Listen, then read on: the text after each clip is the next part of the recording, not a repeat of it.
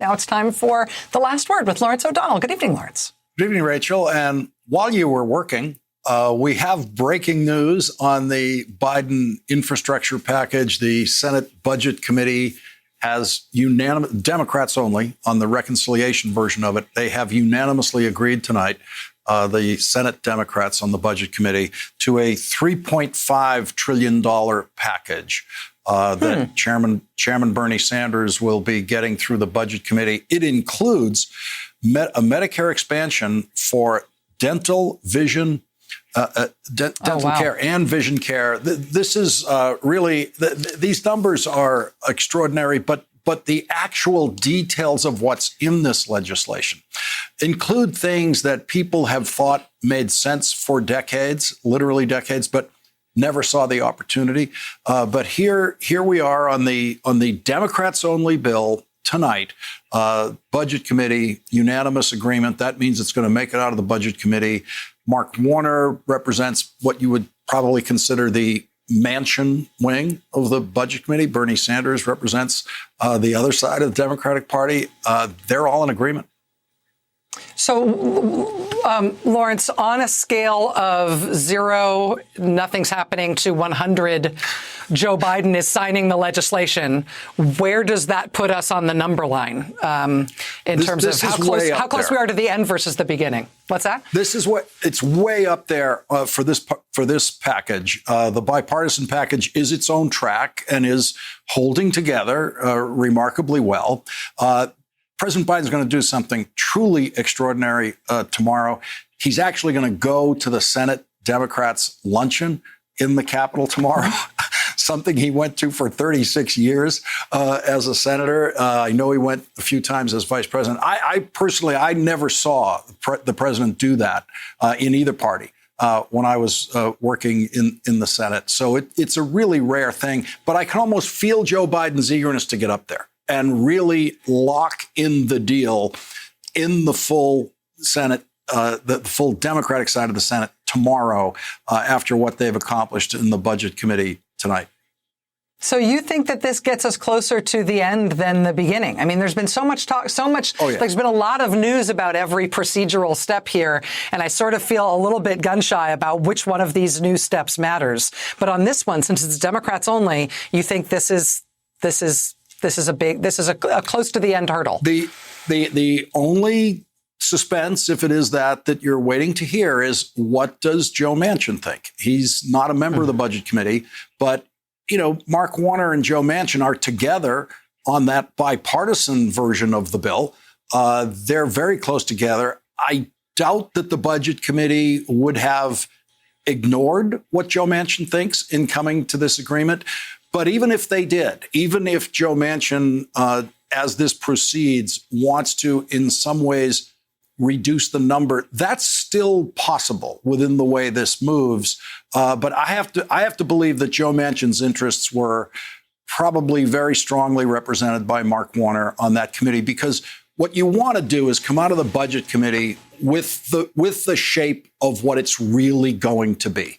And that information's available to you. Bernie Sanders is in a meeting every week. This is a brilliant construction by Chuck Schumer, I think. But he's in a meeting every week, Bernie Sanders, with Joe Manchin in Chuck Schumer's so-called leadership team, which at that table has Joe Manchin, Elizabeth Warren, Bernie Sanders. It has 10 senators who need to be in a room together for Chuck Schumer to understand exactly what is possible with all 50 members. It's a really good representative group of what you need to have on the Senate floor.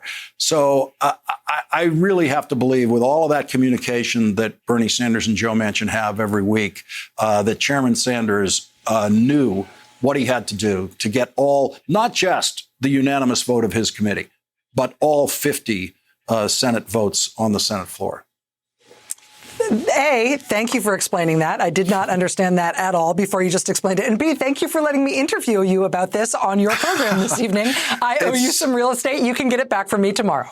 It's my favorite thing. I would come in early to do that. Thank you, Rachel. Thank you, Lawrence. Thank you. Well, John Busey and his wife Molly didn't want to bring their 17-month-old daughter, Bradley, on an airplane this week. Bradley's too young to be vaccinated for coronavirus and too tiny to wear a mask. So they decided to drive.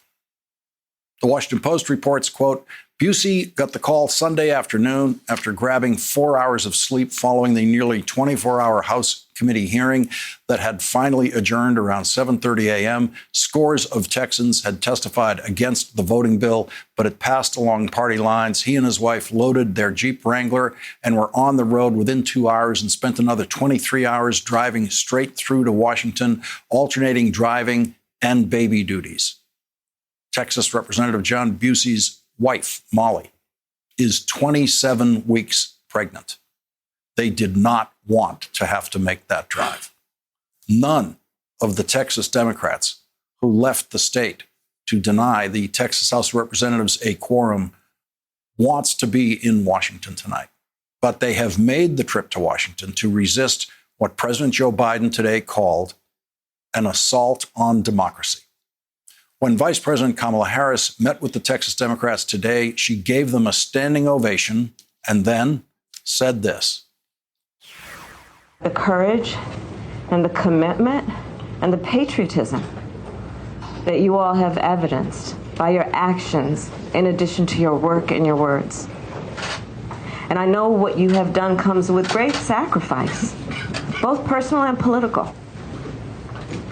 And you are doing this in support and in defense of some of our nation's highest ideals. This afternoon, Texas Democrats met with Senate Majority Leader Chuck Schumer, who said, everything is on the table. That was his line. Everything is on the table when it comes to passing voting rights legislation in the Senate, which means a change in the Senate's 60-vote threshold must also be on the table. Here's what Senator Schumer said today to reporters before his meeting with the Texas Democrats. These folks are going to be remembered on the right side of history. The governor and the Republican legislators will be remembered on the dark and wrong side of history. Texas Republicans in the House of Representatives voted to direct their sergeant-at-arms to arrest the Democrats, but Texas has no authority to do that outside of the state of Texas.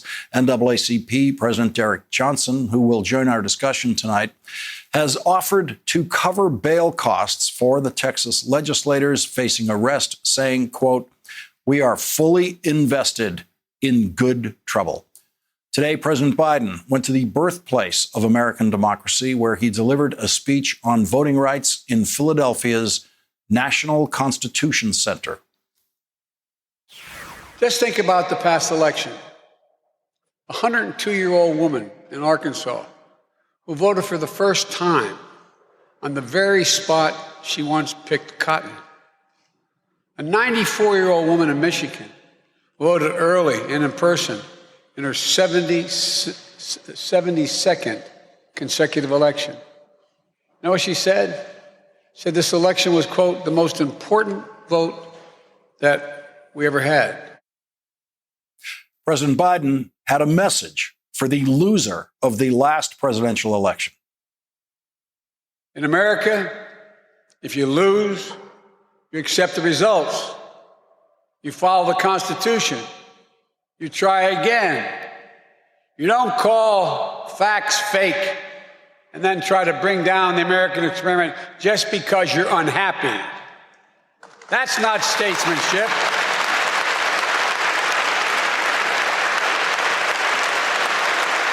That's not statesmanship. That's selfishness. Audits, recounts were conducted in Arizona and Wisconsin. In Georgia, it was recounted 3 times. It's clear.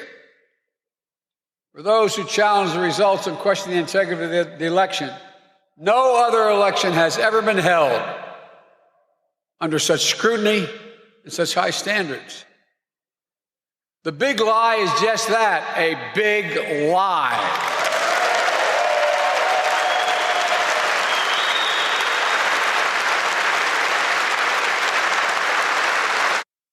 The president repeatedly focused on what he called election subversion, the most dangerous threat to the integrity of our elections in our history.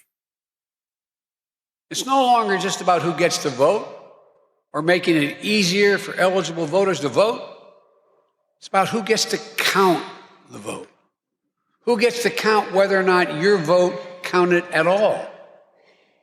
It's about moving from independent election administrators who work for the people to polarized state legislatures and partisan actors who work for political parties. To me, this is simple. This is election subversion. It's the most dangerous threat to voting and the integrity of free and fair elections in our history. Leading off our discussion tonight are Texas State Representatives Alex Dominguez and Julie Johnson. Both attended the meeting with Vice President Harris today. And Representative Julie Johnson, let me first of all thank you, because last night I know you were operating the light on the bus, the camera light for Representative Gina Hinojosa, who was, there you are, holding up that light for her as she is doing her appearance here on this program. And I have to tell you, the shot looked great. It really looked, Hollywood cinematographers could not have done better on that bus. How are you feeling today after this trip and after the encouragement you got from Vice President Harris? Well, our meeting with Vice President Harris was really meaningful for all of us. It was important that we be able to communicate to her what's happening on the ground in Texas, how moms with a lot of kids and are working full time need to be able to just drive through and vote, not have to drag a passel of 5 children into a poll with them to vote. And all of the other issues that are happening in our state. And so it was really empowering for us to meet with her, to hear her words of encouragement, but really for her to hear our pain, to hear the pain of our constituents and what we're going through. And Lawrence, one thing, us girls, we stick together. And so we're all here to help each other out. And it was my pleasure to hold the light for my dear friend. Representative Dominguez, Republicans saying you're just on a road trip, just having fun. It's just going to Washington for fun and games. Well, then it could be further from the truth. It's always great to be with my colleagues, such as Julie Johnson and a number of other Democrats here. But more importantly, we're here to fight for our constituents, not just in Austin at the Capitol there, but the Capitol here as well. We are really here hopeful that we can meet with enough people that we can push forward and get successful federal legislation. We need Congress to act on the For the People Act. We need the John Lewis Voting Rights Act. That's why we're here. We're here and we're working for them, and we'll always keep working for them. Representative Johnson, Senator Joe Manchin has said that he's eager to meet with you, or some of you at least, some reasonably sized sample. What would you like to discuss with Senator Manchin? We just want Senator Manchin to understand what is happening in our state and what the impact of this bill and the legislation that we're fighting so hard for would be on our voters, and how hard it would be for hardworking folks to go vote, for people who work 2 jobs and have families and kids, for disabled to go vote, for that would subject our voters to intense intimidation by poll watchers. Lawrence, one of the things that we want him to understand is the legislation being offered would allow people like the insurrectionists of January 6th who want to go be poll watchers to stand within inches of voters as they cast their ballot and intimidate them, with our election judges having no opportunities to meaningfully kick them out of the polls. And that is terrible. And that is intimidation in its worst form. And we are determined to stop it. Representative Dominguez, you succeeded by your first walkout in changing this legislation in some ways, including removing the kind of provision that President Biden today said is the worst thing that is being considered by Republican state legislatures and actually did pass in Georgia. And that is changing the way votes are counted and giving Republicans more control over the way votes are counted and more control over changing the actual vote count. Lawrence, as our former governor, Ann Richards, would say, you can put lipstick on a pig, but it's still a pig. This is still a terrible piece of legislation. I don't think we've had a piece like this in the state of Texas in a number of decades. And the reason why it is because we heard our Supreme Court Justice John Roberts several years ago say that discrimination's over, racism's over. I like to say that would seem like a dog whistle for state legislatures throughout the entire country. to try to pass this specific type of voter suppression legislation. And we're here to put a stop to it. Texas State Representatives Alex Dominguez and Julie Johnson, thank you both very much for starting off our discussion tonight. Really appreciate it. Thank you so much for having us. Thank you. And joining us now is Derek Johnson, President and CEO of the NAACP. Thank you very much for joining us tonight. You stepped forward and said you're prepared to support these legislators in any legal battles they might find themselves in, including being arrested. Absolutely. We are prepared to help pay hotel bills for them to stay out of Texas, bail them out if they need to, or whatever needs to take place. This is the type of fight that we must be in this moment. We have a short window. We don't have 6 months to get this right. We have until the middle of September, because when the census data is released, it starts the redistricting process. This would be the first redistricting process without the full protection of the Voting Rights Act. That is something we have not gone through. Can you imagine all of the gains of the last 60 years could be eroded, whether it's getting elected to a water board, city council, county commission, state legislative body? Everything is on the table. It's great that they're coming to terms on an infrastructure bill, but there is nothing more important than ensuring that we protect the rights of voters in this moment.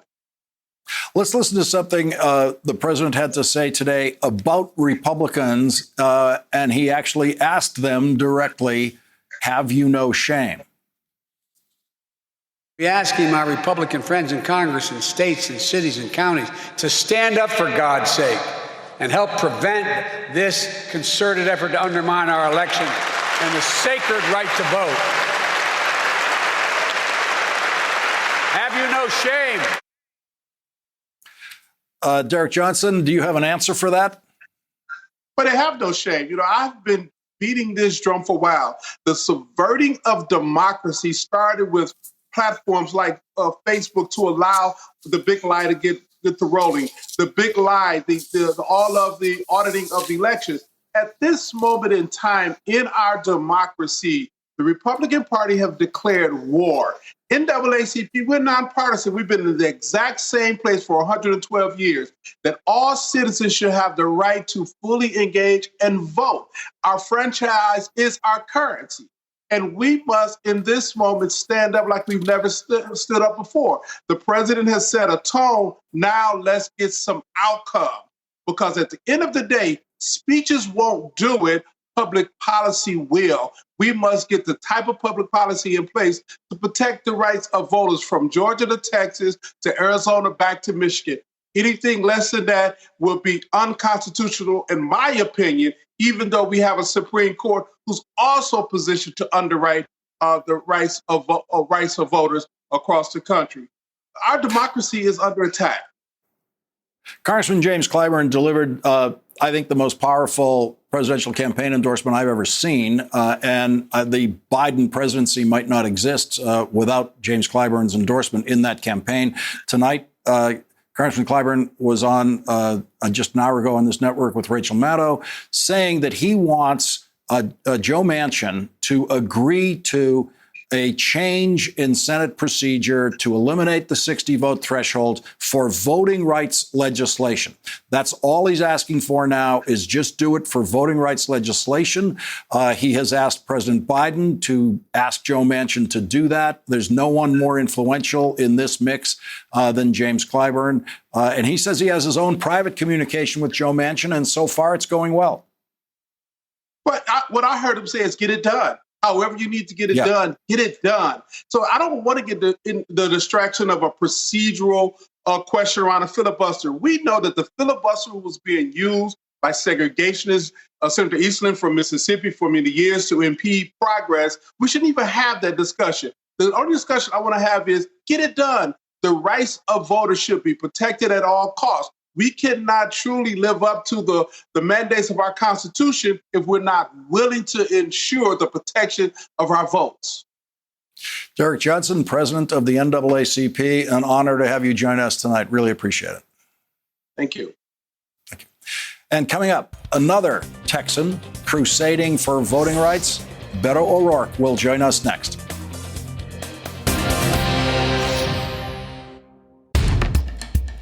Our world is facing some big challenges. Chuck Todd breaks them down. A deep dive into a new topic. Instead of covering all the big stories, we're going to cover one single subject impacting American politics. Exploring and explaining the critical issues that affect our future. Meet the Press Reports. All episodes of Season 2 are now available on demand on Peacock. What does her ascension mean to you? Ask a simple question. Everything. She is the first woman of color vice president. Ask everyone you know what matters to them and why. Let's be clear. This isn't about fraud. Work the angles. Tonight here on MSNBC, we've got a special coming up. Question authority. What specifically are you going to do? Walk me through your process. Care about what you find. If not now, when? And if not us, the free press, then who? And if what you discover doesn't match your expectations, Can you fact check this for us? keep asking yourself hard questions. Are you confident in that? Be tough on the answers. It's just not true. Favor facts over conspiracies. What should American citizens know? Rely on experts, not influencers. They're now going to debate it again and vote again. And trust standards over hearsay. At MSNBC, this is what we do, and this is who we are.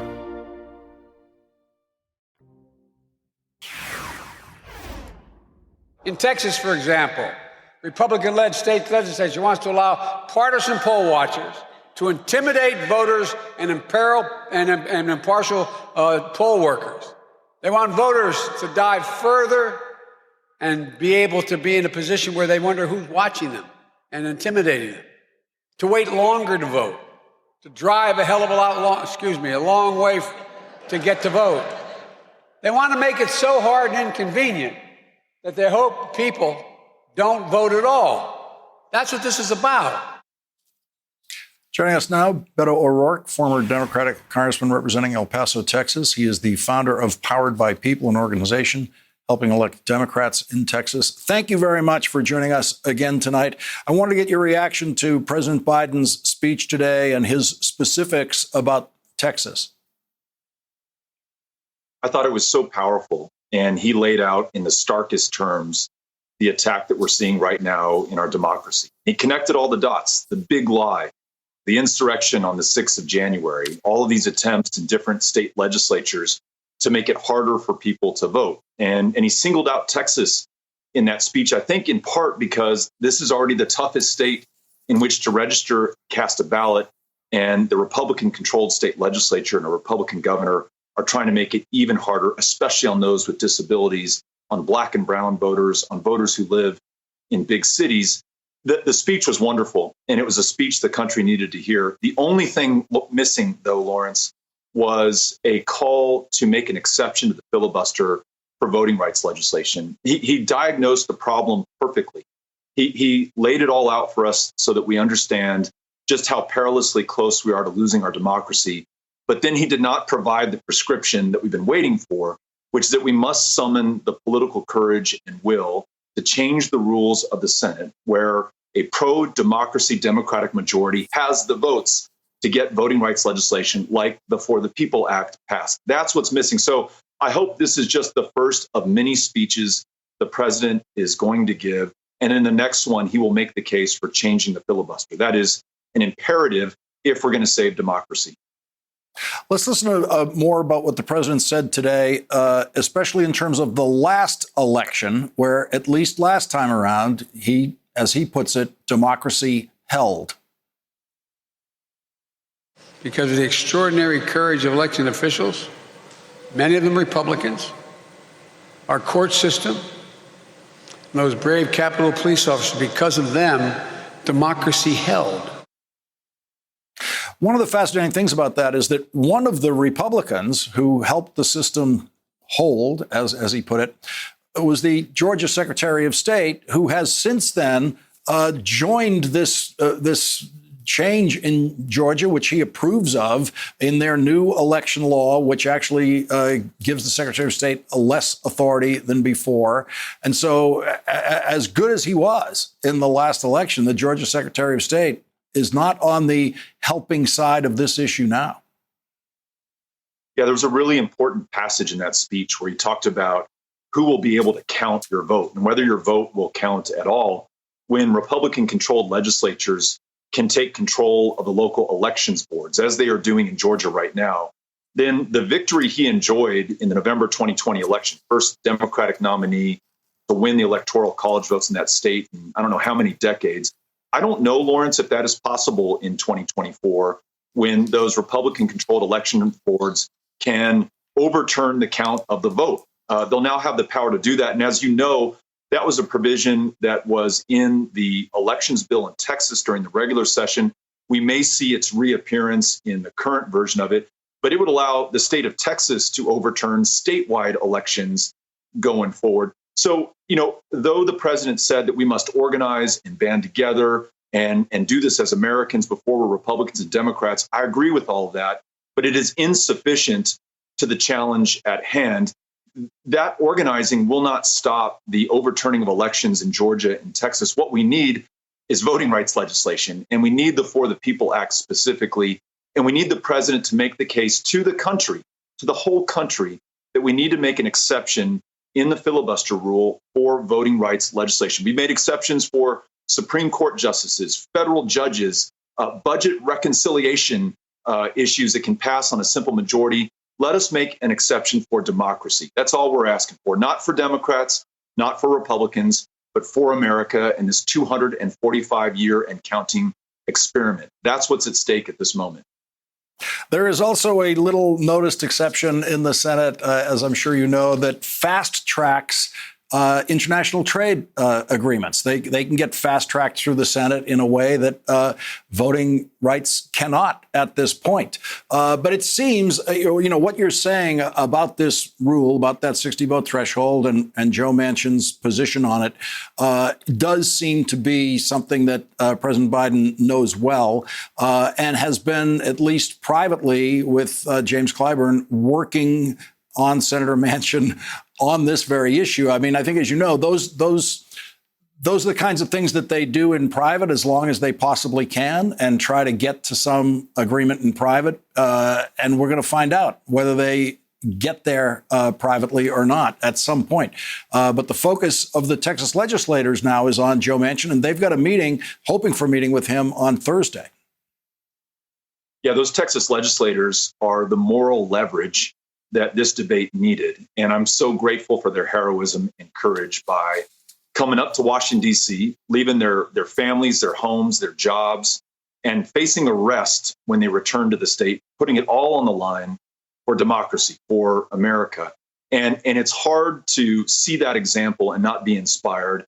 It's hard to see their courage and not look at yourself in the mirror and say, hey, what am I doing for my country right now? That's all of us across the country asking that question. Especially, I hope, those Democrats who are in the political majority in the Senate. I mean, this is their moment of truth because it is our moment of truth, and they have the power to deliver right now. So I hope those Democrats from Texas will stay there for as long as it takes to get this done. The special session in Texas lasts through the beginning of August. That seems to fit nicely with the U.S. Senate voting schedule. I hope that they can bring the For the People Act back for a vote and then take a vote on amending the filibuster to make that exception for voting rights. And if they do, I think we'll have a lot of gratitude owed to those Texas State House and Texas Senate Democrats who made the trip to Washington. How is the Democrats' trip to Washington playing in Texas? You know what? We are behind them 100%. Yesterday, we put the call out, Powered by People, asking folks to pitch in whatever they could to support those Texas Democrats so that they have the resources they need while they wage this fight in D.C. As of this moment, I think we're over $450,000 raised, $5, $25, $50 at a time, 100% of which, by the way, is going to them. Those who have the courage of their convictions, we're going to make sure that we have their back. And so those are the people of Texas putting their money where their mouth is, saying, we support you. We know that you're taking the fight to where it needs to be won in the United States Capitol. And you stay as long as you need to get the job done. Because if we don't have voting rights, if we don't have democracy, then anything else that we care about, an economy that works for everyone, healthcare for all, racial justice, confronting climate change before it's too late, none of that is possible if we can't vote. They get that. And so they're fighting that good fight up in D.C. right now. Beto O'Rourke, thank you for joining us tonight. Always appreciate it. Thank you. Yeah. Coming up, in a federal court in Michigan yesterday, the lying Trump election lawyers all had their own defense lawyers trying to save them from being punished by a federal judge for lying in court. Michigan Secretary of State Jocelyn Benson will join us next. Hey, it's Chris Hayes. This week on my podcast, Why Is This Happening? I'll be talking with Palestinian-American scholar and author and historian Rashid Khalidi on the state of Palestinian politics in this moment. A two-state solution is not going to happen, at least not until there are changes inside Israel, not unless and until. The status quo is a one-state solution. That's the state of Israel. There's one population register. Israel controls it.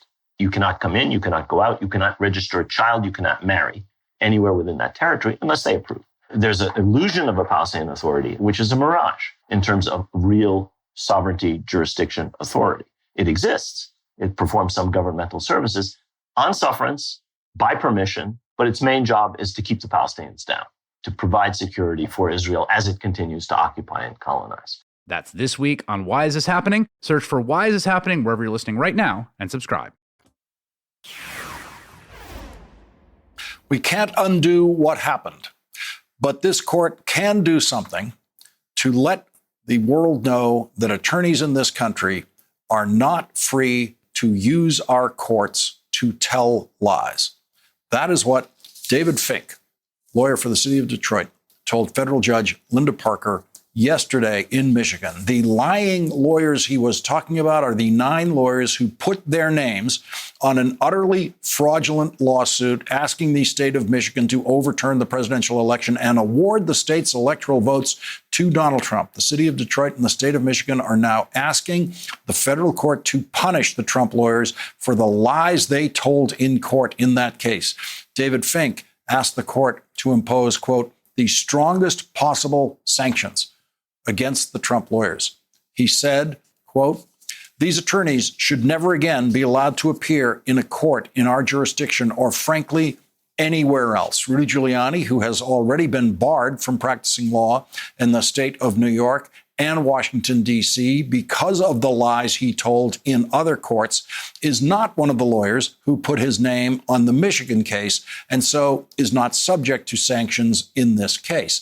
David Fink knew how dangerous lying about the election was even before the January 6th attack on the Capitol.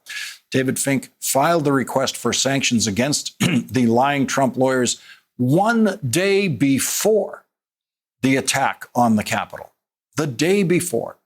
And in that filing, the day before the attack on the Capitol, David Fink wrote, the extent of the factual and legal errors in this complaint would warrant sanctions under any circumstances. But here, the court's processes are being perverted to undermine our democracy and upset the peaceful transition of power. And the very next day in Washington, Rudy Giuliani, the leader of Trump's lying lawyers, told the Trump mob on January 6th to go down to the Capitol and, quote, have trial by combat. Joining us now is Michigan Secretary of State Jocelyn Benson. Thank you very much for joining us tonight.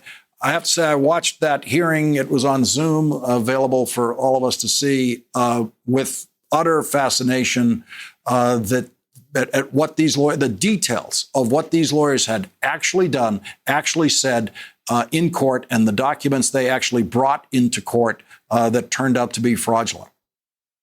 Truly. Yeah. I used to be the dean of a law school here in Detroit, and we train our students to be lawyers who will uphold the law, who will respect our Constitution, and who won't use the law to sow seeds of doubt falsely through frivolous complaints about the integrity of our elections. And that's precisely what happened here. And there need to be consequences for that, not just for our democracy and the foundation of our entire rule of law, but to send a message to future attorneys, others who may be trying to explore these shenanigans in future elections, that there is no place for that here in Michigan or anywhere else. And that's what this Rule 11 sanctions hearing is primarily designed to do, to hold those who misused their power as attorneys, to hold them accountable.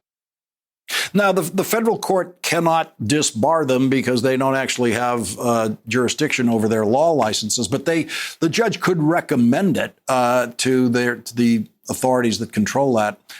One of the defenses that we heard yesterday, which stunned me, was that lawyers have a First Amendment right to lie in court. They were actually claiming a First Amendment right to do this. The judge asked for a single case. Could they give her a single case saying that lawyers have a First Amendment right to lie in court? And of course, they couldn't do that.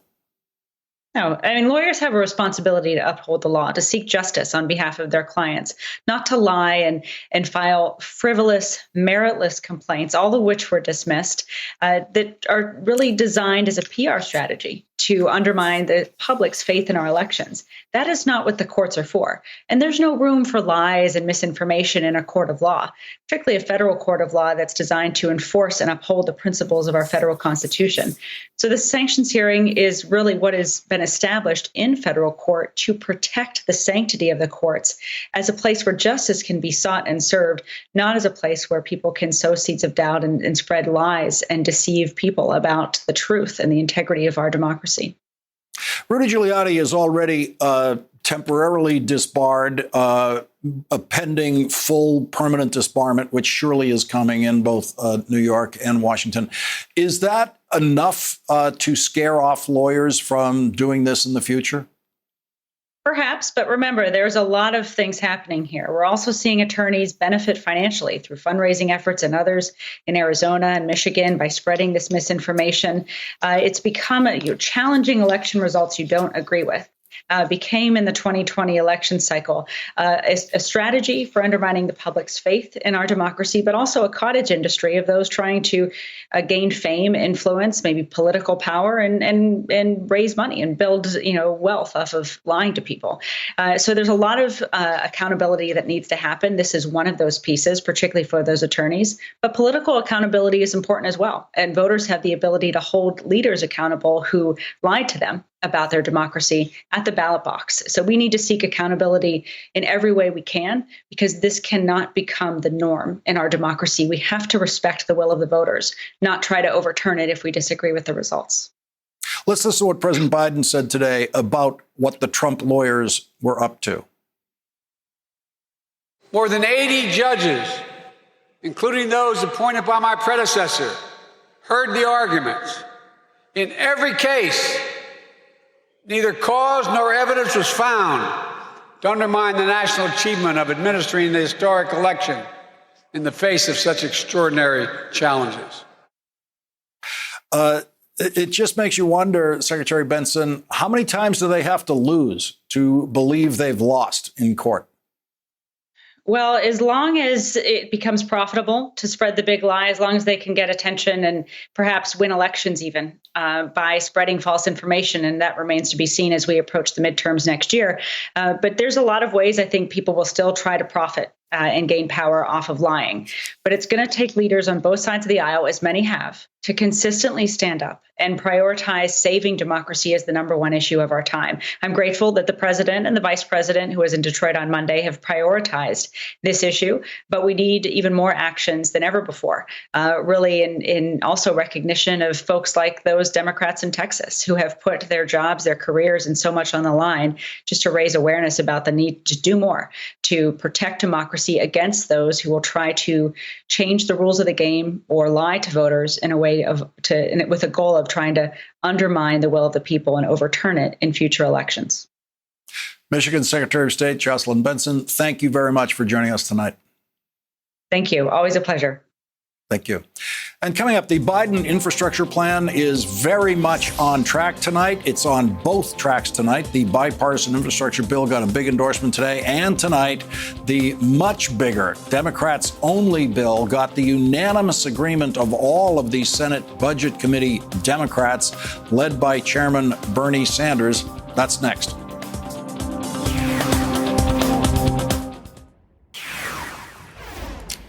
The liberal Democratic mayor of New York City and the Republican mayor of Oklahoma City have something they agree on.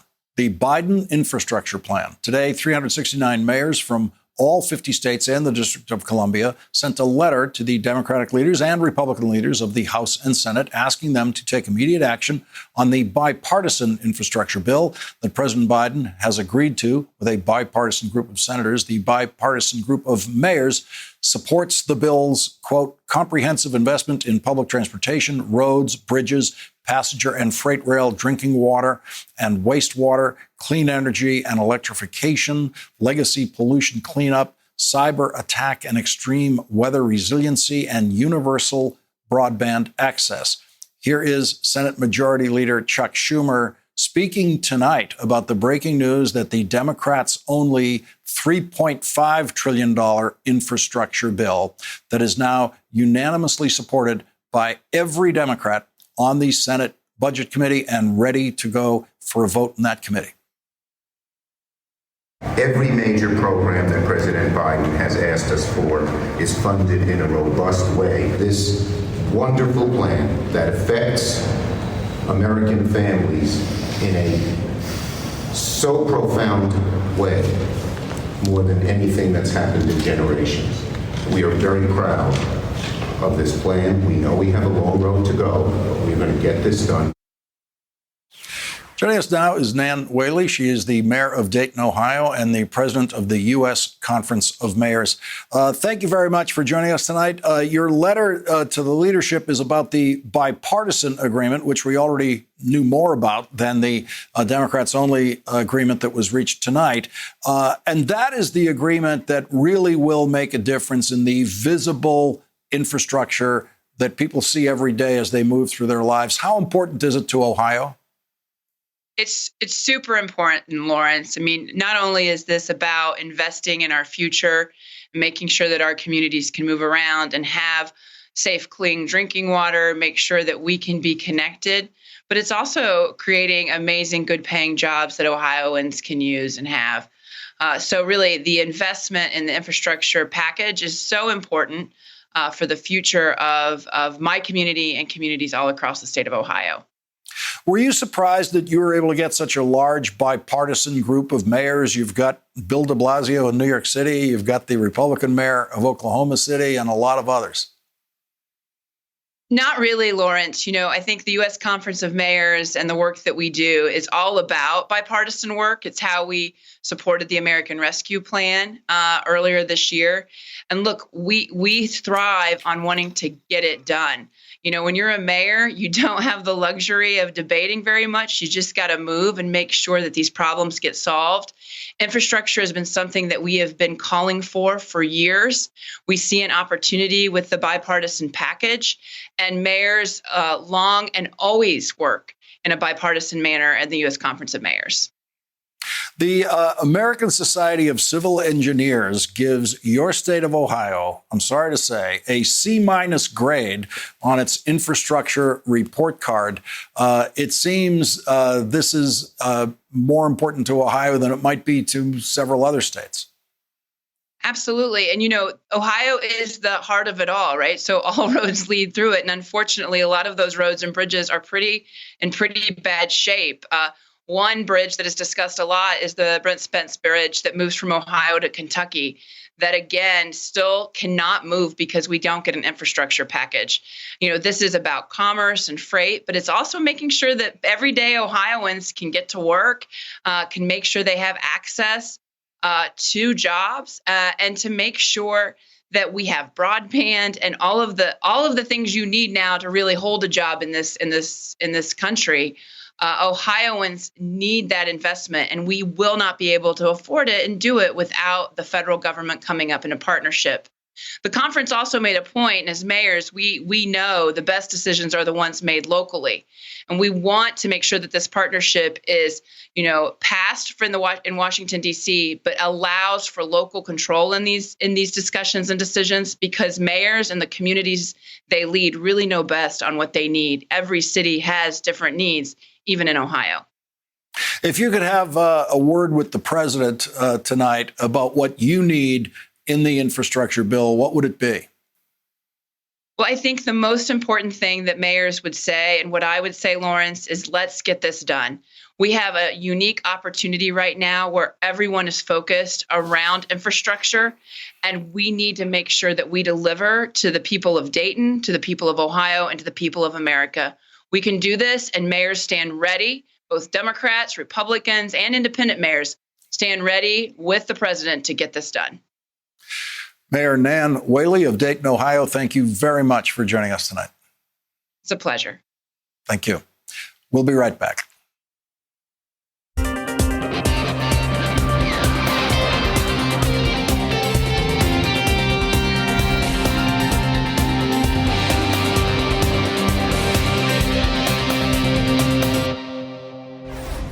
To mark MSNBC's 25th anniversary, MSNBC Daily is featuring 25 days of essays on important issues. The series began Monday with Rachel's essay on American elections. Today, Joy Reid writes about how our history informs our present. And you can read my essay tomorrow about the last 25 years and the next 25 years at msnbc.com/the next 25. That is tonight's last word.